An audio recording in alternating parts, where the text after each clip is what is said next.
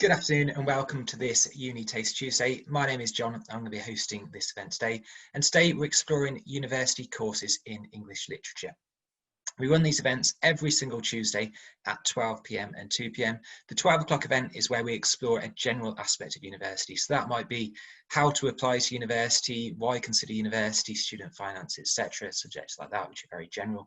And then at 2 o'clock, we explore studying a different university subject every single week. And today I'm delighted to be running this event looking at English literature. If you're watching this and you're interested in other events and perhaps studying different subject areas as well, or maybe considering making choices between one or two subject areas at the moment, you can find all recordings from events to date at unitasterdays.com/Tuesdays. I'm delighted though to be able to introduce this event today and to be joined by Dr Chloë Houston, who is joining us from the University of Reading, and also Dr Leeson, who's joining us from the University of Chichester. Chloë is going to open things up in just a second and look at essentially why you study, perhaps why study English literature, and also Chloë is going to provide some application tips as well, which is brilliant. And then Miles is going to speak second and talk about areas like what to expect on an English literature course, and then linking to career opportunities and providing an overview of what careers often people that study English literature go on to in the future. I'm always very conscious with these events though that you're not tuning in to hear from me, you want to hear from our academic experts and just the type of people that you'll be actually learning from if you decide to study English literature at the university where they're based at. So if I can introduce our first speaker please, that's Dr Chloë Houston, who is joining us from the University of Reading. Chloë is an associate professor at the University of Reading, but also is the director of undergraduate admissions as well. So to have some application tips from Chloë later on will be really useful. Chloë, the floor is yours, please. So, English literature is broader, if you like, I think, than the title suggests. So it is the study of literatures in English. It's a really global subject, and it doesn't just refer then to the literature of England and of one quite contained group of people, but to a much broader and much richer set of literatures than that might suggest. And one of the reasons why I think English literature is a really valuable subject to study is because it helps to connect us with the world around us, to think about our place in that world, and also to appreciate the rich history of a wide range of different communities and identities. So studying English literature then means studying the world and your place in it. So it's important, I think, in terms of their connections. It helps us make between ourselves and others. So how we connect to different communities, different identities, different groups, and how we understand them.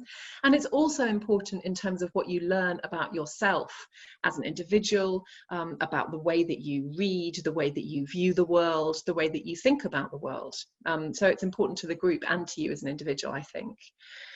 English literature is a subject that sits well alongside a number of other subjects, and like other humanities subjects, so history or the study of English language, for example, it is a subject that can be very useful for a student. And it's a subject that we have found is very popular with employers, that employers are quite interested in graduates of English literature. It's the kind of degree subject that when you tell people you're a student of English literature, you can expect them to say, well, what kind of job are you going to get at the end of that? Because it's not a vocational subject like law or like medicine, which has an obvious end point in terms of its job. But that, to my mind, is one of its real advantages. English is all about kind of opening up those sorts of opportunities and preparing you really for a very wide range of careers afterwards.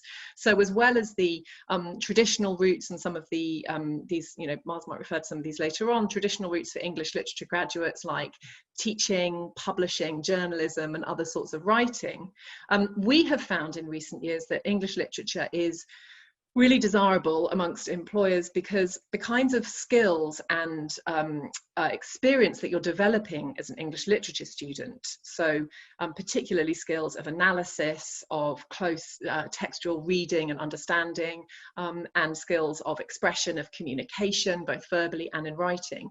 These are skills which are really important to employers, and I'll talk about that in a moment in a little bit more detail. I also think, to return to that idea of English as a global subject, that studying English literature is potentially a very socially useful thing to do. English grads, as I've put on the slide here, fuel many sectors of business and industry. And one of the reasons for that as well is because they have the capacity to be and to demonstrate that they are thoughtful, critical, engaged global citizens. These are the kinds of qualities that English can develop in you and help you think about in more detail. These are a couple of quotations that I've drawn, which are, I think, kind of explaining this question a bit more about why English is a useful subject to be studying. So the first is a quotation from Robert Peston's recent book, WTF. And I'll just read through the quotation and then briefly talk about it. So Peston writes, "What machines can't do, and quite possibly never will be able to do, is negotiate, build relationships, empathize, instill confidence, win trust, create great art, write moral philosophy, dream, or any of the other emotional and intuitive activities that are central both to highly paid careers and the sheer joy of being alive." And I think this, what Peston's saying here is really important for the study of English literature specifically and other humanities subjects, because it is that preparation, these skills that you can develop, these person skills, the human skills that you get through studying English literature, are really unique ones that we're not going to be able to replicate elsewhere. And that's about both preparing you for, a career that I hope would be highly satisfying as well as highly paid if that's what you're looking for, but also what Peston identifies as the sheer joy of being alive. And that's back to that question, I think, of human connection and human identity, and just really sort of thinking about, what it means to live the human experience and to share it with others, because English literature is about the study of texts that do that reflect on what it means to be human in a wide variety of ways. And so this, I think, has been helpful to me in understanding a bit more about why English can be such a useful subject. Here's another quotation. This is from Professor Katie Shaw, and her article From Shakespeare's Stage to the Digital Page, Why Study English Literature, is a really good read if you're interested. And in this article, Professor Shaw writes, "In an era obsessed with fake news and rumour, it has never been more vital to talk about the power of stories, the complexity of writing, and the potential contribution of studying English literature to the well-being and development, not only of you as an individual, but our 21st century world." And here again is that argument then about both the individual, you as an individual, and the group. And what Professor Shaw's talking about here are just the kind of skills that English can help you develop in that regard. That we are, as in the society in which we live, we are bombarded with information, with writing, with sources and stories of different forms, and we are trying to make sense of those, to interpret them, to evaluate them, to read them alongside one another. And that's really what English teaches you to do and allows you to become expert in. So it's very much about finding your place in modern society, I think. So a degree in English literature at university equips you to explore the classics. So the, what is established as, if you like, the canon of English, those texts that crop up regularly on English syllabi that, that are kind of the classics of English literature. But it also helps you to challenge assumptions about literary value. Why are those texts classic? Why are they considered to be so important, and to discover the history of contemporary thoughts and beliefs. So to trace ideas back in time and to think about English and its traditions can be really helpful in that regard. It equips you to investigate all periods of history and cultures from across the globe. Again, as I said before, we're thinking here about English literatures in the plural very much. And it helps you then to think about what English literature means in a global context and how it has helped to shape global relationships. An English degree can help you examine the role of literature in contemporary society. And help you see how the study of it helps you to become a more active, engaged citizen. So again, that thinking about your own place in the world and in society. I'm not going to look at this in very much detail now because I want to get on to the thinking about tips for applying, but I wanted to give you an example of how you might actually do this through studying English at university. So this is an example of a course that you could take which looks at gender and identity and different forms of identity in writing. And you can see there's quite a broad range of historical texts here. So we've got some earlier historical ones, some 20th century materials, some 21st century texts. And this course would ask questions around how are identities around gender or race, for example, constructed? How are they understood? How do earlier writers draw on the work, later writers, sorry, draw on the work of earlier writers? And it is thinking very much about this relationship between writing and identity. Who are we as readers and who are we as writers? So that's just an example of the kind of text that you might look at to explore those questions. I'm going to spend a couple of minutes now just thinking about some application tips and thinking particularly about the kind of transferable skills that you can show to begin with. So I've talked a bit already about the sorts of skills that an English degree can give you. And just to reiterate those, particularly the skills that we would hope to develop in you as students of English literature would include critical analysis skills, strong written and verbal communication skills, the ability to manage your own time and learning, and research skills, being able to investigate and go off and find out more about the subject that interests you. So if you are interested in studying English literature, then it really helps to be able to show the universities that you're applying to that you have the beginnings of these skills. Now, you do not have to show us that you're already a complete expert in every one of these areas. I doubt any of us is a complete expert in any of these at this stage. So it's really just about showing an interest and a willingness. So you know, if there's something that you've investigated or gone off to find out more about, for example, you could use that as an instance of your research skills or your aptitude for research. Showing us that you can manage your own time and learning is always helpful. You're probably already experts at that. And just showing us that kind of engagement, things that you've been interested in reading, things that you've been interested in writing about, and any experience you've got in that area. So I thought I'd just focus a little bit more here on advice for personal statements and things that are particularly useful when it comes to writing your personal statement if you're applying for English literature. Although, you know, some of these I think would apply across other subjects too, actually, especially other humanities subjects, of course. So firstly, tell us a bit about what you like to read. We want to know what you've read, and particularly it's useful to mention something which isn't necessarily on the curriculum and why you've chosen to read that. So it might be perhaps that you studied a novel, or you're studying a novel at A level and you found it really interesting, so you went off to read another novel by that same novelist.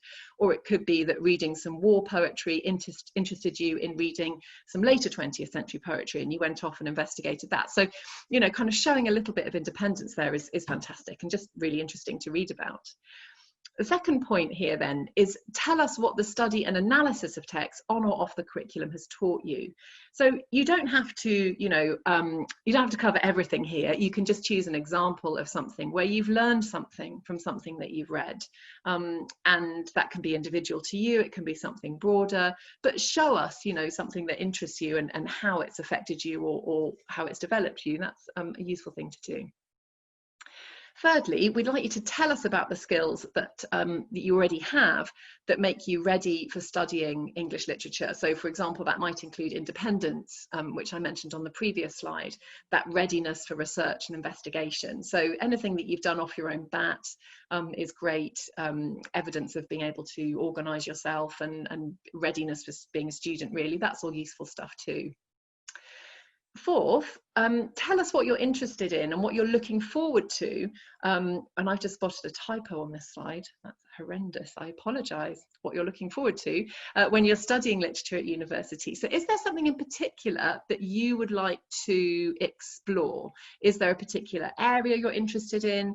And, you know, obviously no one's going to hold you to this, so you don't have to make a lifelong commitment at this point, but just something that you might find interesting and want to look at in more detail. That's really helpful to know about.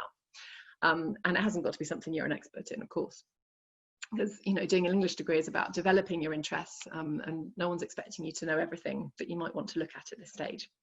And this will also help you, as we've noted here, choose the right university course for you, as you can check that the course offers what you're interested in developing. So it might be there's a particular area of expertise in a department that you'd like to pursue, or you know, particular archive that they've got that you're interested in. And if that's the case, absolutely mention it in your personal statement. So if there is something about that university, so for example at Reading we have our special collections and a set of unique archives to Reading, like the Samuel Beckett collection. If that's something that you are interested in, by all means mention it.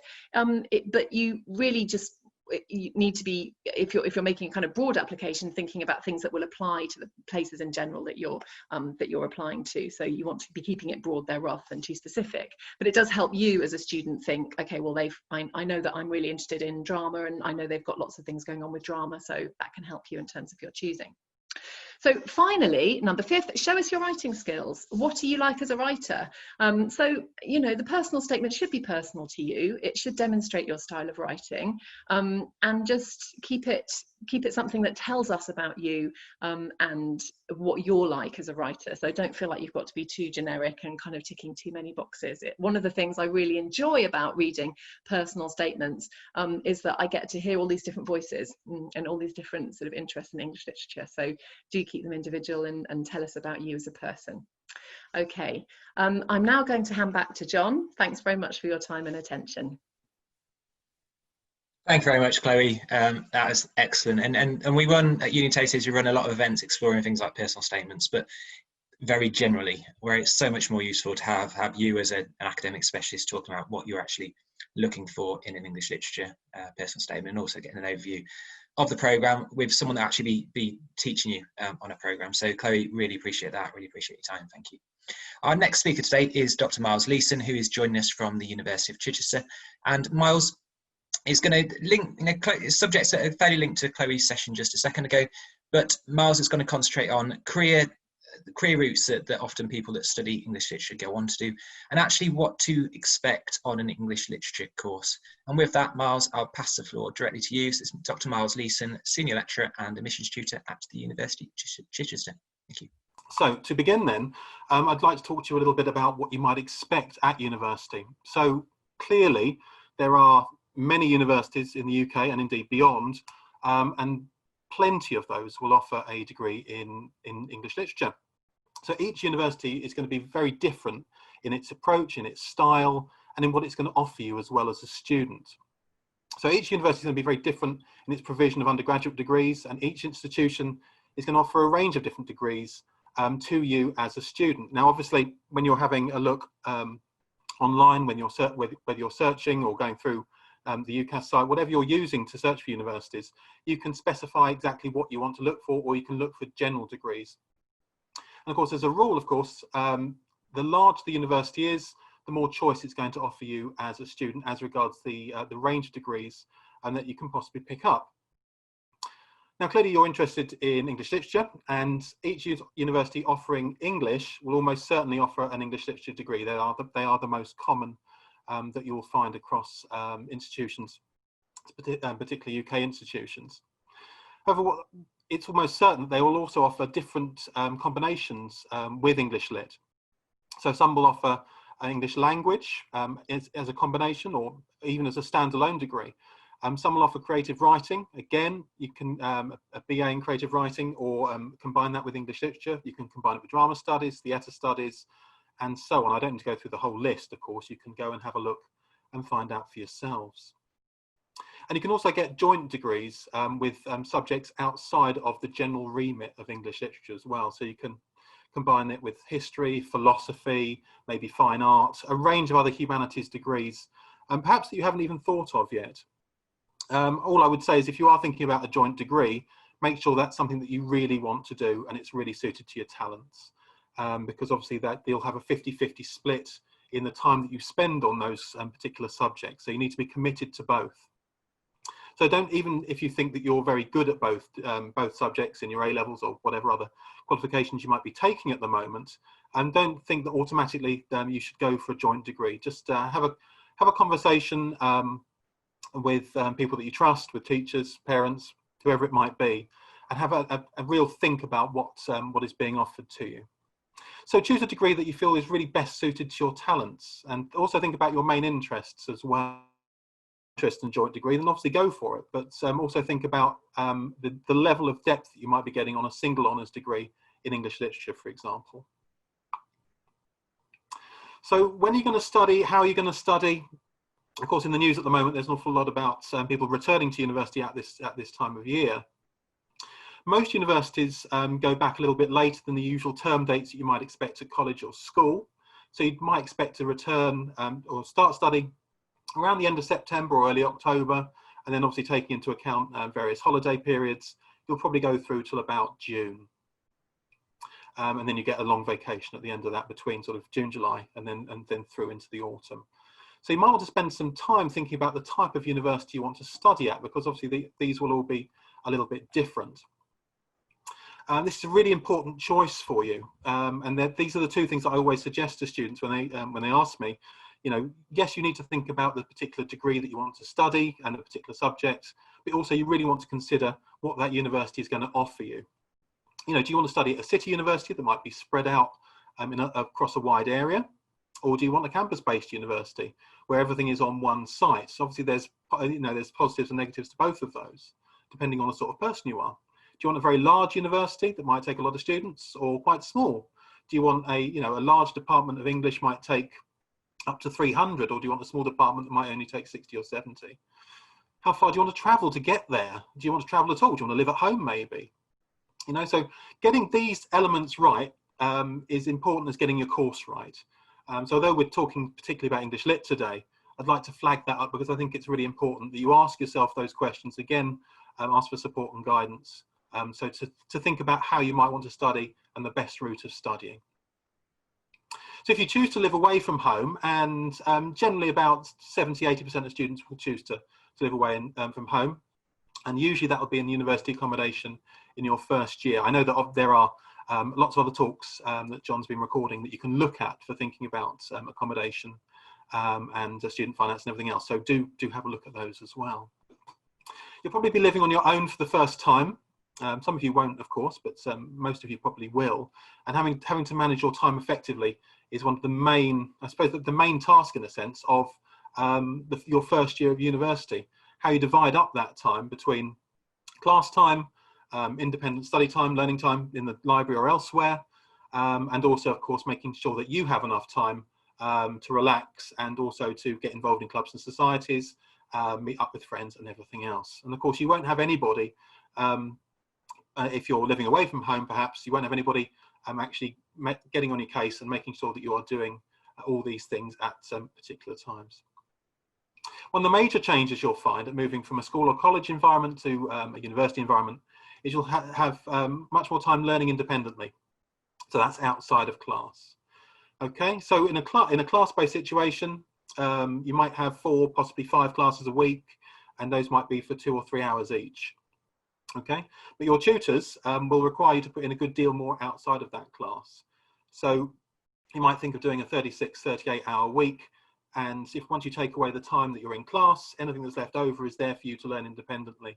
And that might be in student halls, it might well be, of course, in the library. Certainly for English literature students, you'll be spending a good deal of time in your campus library, so you do need to get comfortable with that environment as well.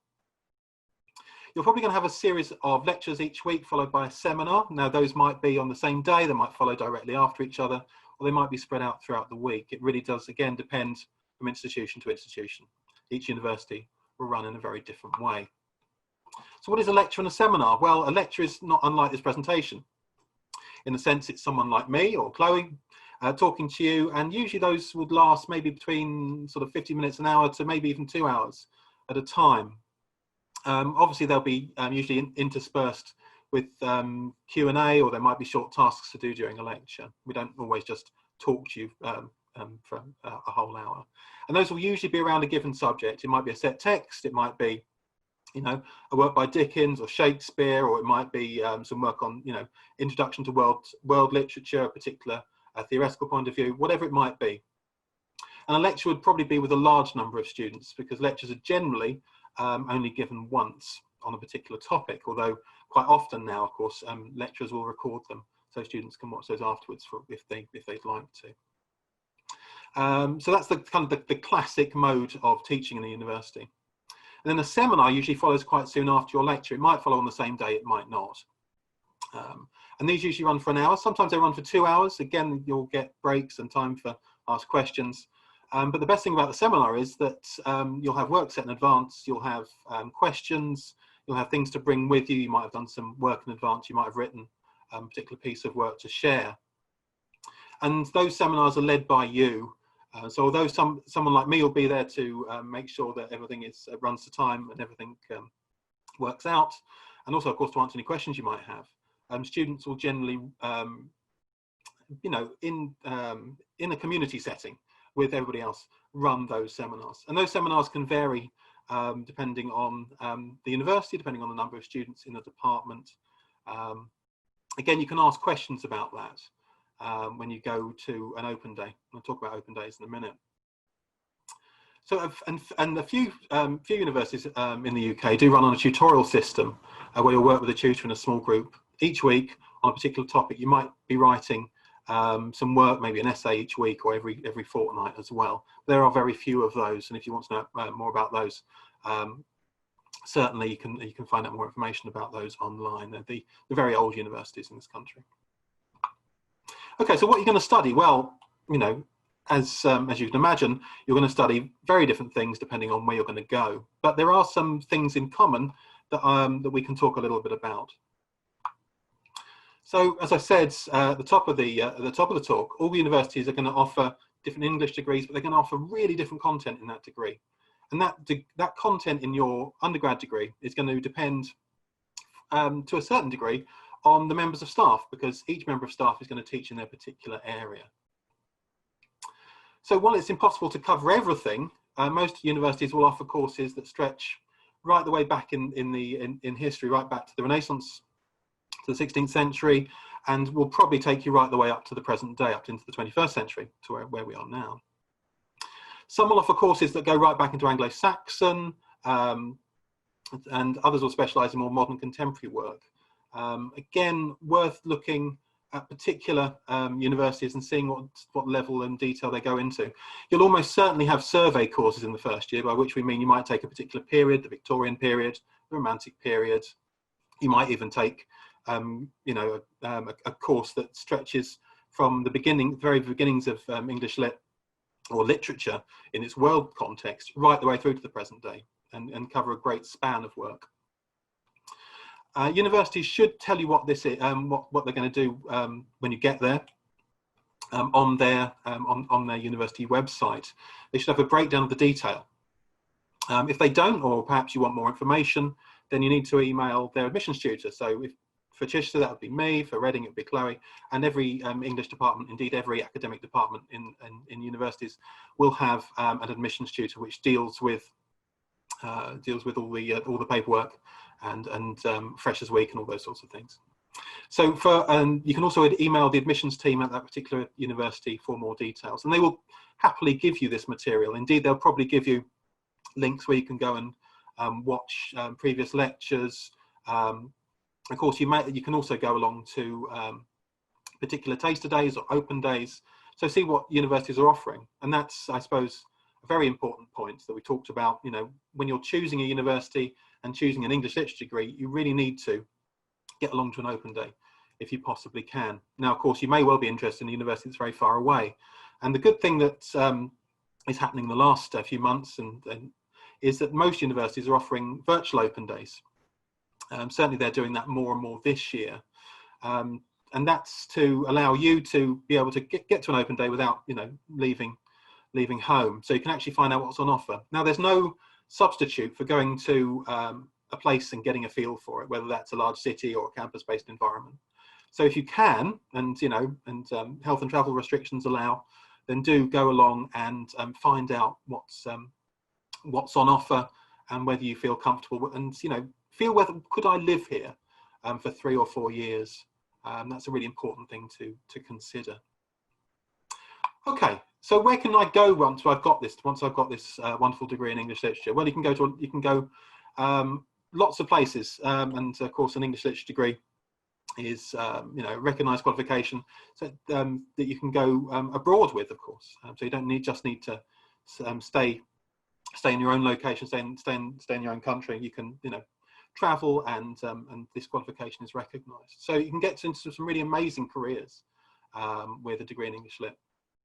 So arts and humanities degrees in general are really positive and useful, and this is what Chloe was talking about earlier. But English in particular is really suitable for a very wide range of careers. And the skills you're going to learn on an English literature degree are transferable. So they're not particularly focused on one particular career. As Chloe said, on the law, on medicine, dentistry, pharmacy, medical and science degrees in particular. But the skills you're going to learn are absolutely essential for doing a very wide range of careers and are highly prized by employers. So the degree is going to teach you how to think analytically. Okay, it's going to teach you how to think logically, and it's going to teach you how to think about you know, how texts are put together both historically and in the contemporary era. It's going to get you to read closely, critically assess the work of others. Now, of course, you're going to be doing this with particular historical texts, but once you get into the workplace, you're going to be needing to do that regularly with all sorts of documentation that comes across your desk or in your own job. It's going to provide you with confidence and the skills to present work, to get up in front of people. It's difficult to begin with, but you'll soon get into it. It's going to give you the opportunity to do more teamwork, to work individually. You're going to think about a broad knowledge of a range of world events. It's going to give you, you know, a broad historical background, and you're going to be thinking about not just the culture of Britain, but the culture of the world more widely as well. And now, ultimately, at the end of your degree, you'll see that how much is interlinked between the study of English and the study of other areas of the humanities. So Chloe and I have got together, and we've put together some of the jobs that our students have gone on to in recent years, and you might be quite surprised by them. This, of course, is not comprehensive, but it's just a small selection of jobs that you might not even have thought of for thinking about an English degree. So I've had people that have gone through Chichester and have gone into book publishing, into librarianship, into teaching, into speech and language therapy.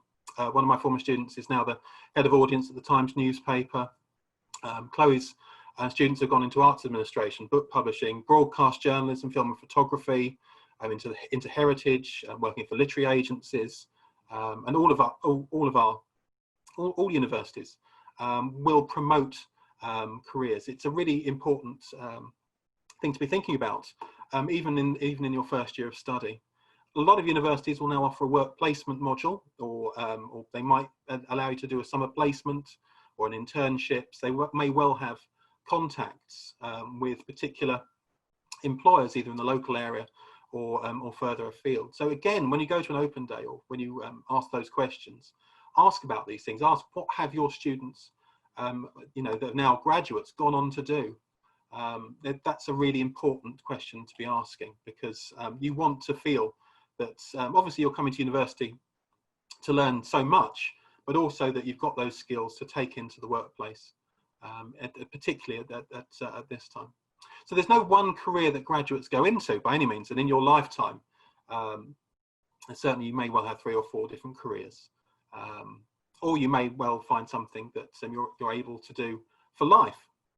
But the skills you're going to learn on an English degree at university, now wherever you go, are going to provide you with a skill set that's going to be of value, and it's going to be of value to a whole range of sectors, not just the classics that you might think about with an English degree, but far wider.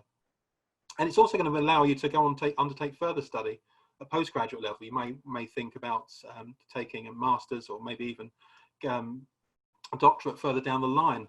And a degree in English are going to provide you with those skills, not just for the further study of English Lit, but for other arts and humanities disciplines as well, should you wish to. So there's so much to think about, I know, at this time. But my 2 tips would be to start thinking now about where you might want to study, and particularly think about those particular questions you want to ask, and also what is the degree at these particular institutions that I'm interested in going to provide me with. And I'm sure it'll provide you with a great education and a great set of skills to take forward as you become a graduate.